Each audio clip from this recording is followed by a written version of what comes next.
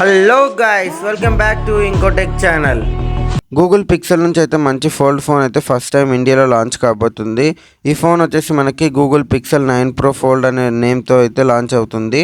ఇంకా ఈ ఫోన్ ఒక ఫుల్ స్పెసిఫికేషన్స్ అయితే మీకు డిస్ప్లే పైన అయితే కనిపిస్తున్నాయి. ఒకసారి పాజ్ చేసి చెక్అవుట్ అయితే చేయండి ఎవరైతే ఫుల్ వీడియో ఇంట్రెస్ట్ లేదో. ఇంకా ఫుల్ వీడియో ఎవరైతే ఇంట్రెస్ట్ ఉందో వాళ్ళైతే ఎండ్ వరకు అయితే చూడండి. ఫుల్ స్పెసిఫికేషన్స్ అయితే ఈ వీడియోలో అయితే నేను చెప్తాను. ఇంకా ఇప్పుడు ఈ ఫోన్ ఒక డిస్ప్లే గురించి మాట్లాడుకున్నట్టయితే ఇందులో మనకి మెయిన్ డిస్ప్లే వచ్చేసి 8 inches డిస్ప్లే ఉంటుంది. 120Hz రిఫ్రెష్ రేట్ సపోర్ట్ చేస్తుంది. అలాగే ఇది AMOLED డిస్ప్లే. ఇది మనకి 2700 నీట్ పీక్ బ్రైట్నెస్ కూడా సపోర్ట్ చేస్తుంది ఈ ఫోన్ మనకి. ఇంకా HDR10+ అయితే సపోర్ట్ లేదు, బట్ HDR సపోర్ట్ అయితే చేస్తుంది. డిస్ప్లే మనకి కొంచెం పెద్దగానే కనిపిస్తుంది, నీట్గా ఉంది. వెజల్స్ కొంచెం థిన్గా చేసింటే ఇంకా బెటర్గా ఉండేది. వీళ్ళు కొంచెం డెవలప్ చేసే ఛాన్సెస్ ఉన్నాయి నెక్స్ట్ జనరేషన్లో.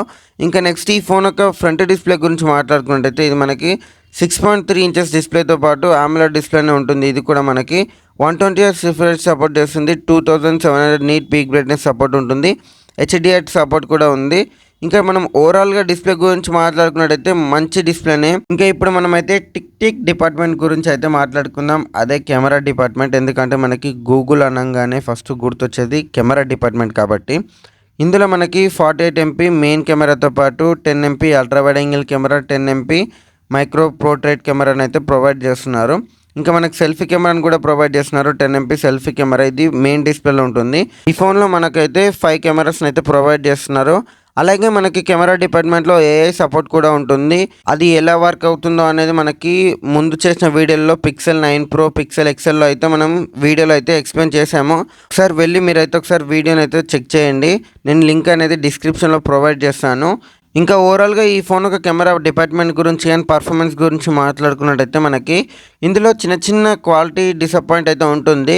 బట్ నెక్స్ట్ జనరేషన్లో వీళ్ళైతే చేంజ్ చేయొచ్చు, లేదా అప్డేట్లో కూడా చేంజ్ చేసే ఛాన్సెస్ అయితే ఉన్నాయి. ఇంకా ఇప్పుడైతే మనం ఈ ఫోన్ ఒక ర్యామ్ అండ్ రోమ్ గురించి అయితే మాట్లాడుకుందాం. ఈ ఫోన్ ఒక ర్యామ్ వచ్చేసి మనకి కొంచెం ఎక్కువగా ఇచ్చింటే బెటర్గా ఉండదు, 4తో అయితే వచ్చింటే. బట్ ఇది మనకైతే 3.1తో అయితే లాంచ్ అవుతుంది. LPDDR5Xతో అయితే ఈ ఫోన్ లాంచ్ అవుతుంది మనకి.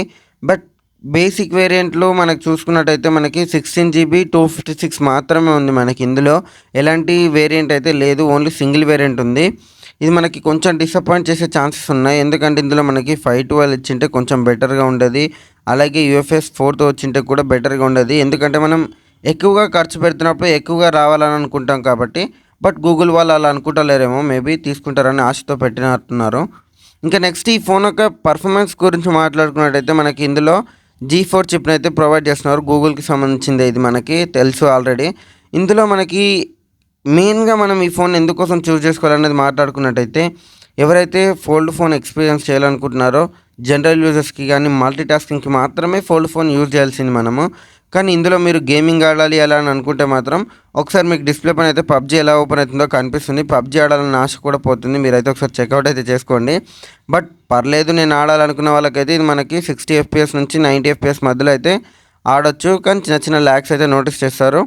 బట్ ఇందులో మనకి క్యాండీ క్రష్ అలాంటివి అయితే కంఫర్టబుల్గా ఆడుకోవచ్చు. చిన్న గేమ్స్ మనము ఎవరైతే గేమింగ్కి నార్మల్ గేమింగ్స్కి ఎక్కువగా ఇష్టపడతారో వాళ్ళైతే మనకి ఇందులో మీకు డిస్ప్లే పైన అయితే కనిపిస్తుంది. మనం ఒక జాయ్స్టిక్ లాగా కూడా ఈ ఫోన్ అయితే వాడుకోవచ్చు. మంచి డిస్ప్లే ఉంటుంది కాబట్టి కొంచెం ఎంజాయ్ చేయొచ్చు అనమాట జనరల్ గేమ్స్ని అయితే. ఫైనల్గా ఈ ఫోన్ ఎవరైతే తీసుకుంటారో వాళ్ళు ఒకవేళ PUBG ఆడితే కానీ వాళ్ళైతే ఎక్స్పీరియన్స్ ఎలా ఉందో కింద కమెంట్ అయితే చేయండి. ఇంకా ఇప్పుడైతే మనం ఈ ఫోన్ ఒక మెయిన్ డిపార్ట్మెంట్ గురించి మాట్లాడుకుందాం. అదే బ్యాటరీ డిపార్ట్మెంట్. మనకి ఫోల్డ్ ఫోన్ అనగానే మనకి ఫోల్డ్ కానీ ఫ్లిప్లో మాత్రం మనకి బ్యాటరీ కెపాసిటీ తక్కువగా ఉంటుంది మనకి. ఎందుకంటే అది మనకి కంపాక్టబుల్గా ఉండాలి కాబట్టి. ఇందులో అయితే మనకి 4650 mAh మ్యాసివ్ బ్యాటరీని అయితే ప్రొవైడ్ చేస్తున్నారు.